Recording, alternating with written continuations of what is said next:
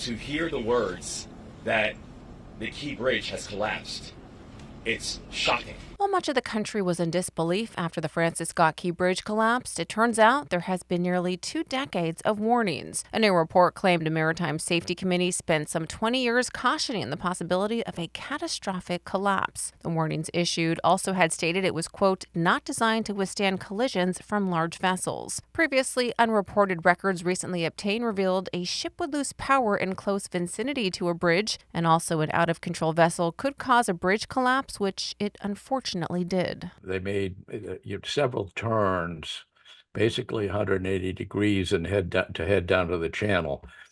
And it took an entire hour to maneuver around by the time they get down to the channel. The Dolly, a massive cargo ship heading to Sri Lanka, left the port of Baltimore early on March 26 when it lost power and direction. So when it's off a few degrees, then if just the pure momentum of that thing,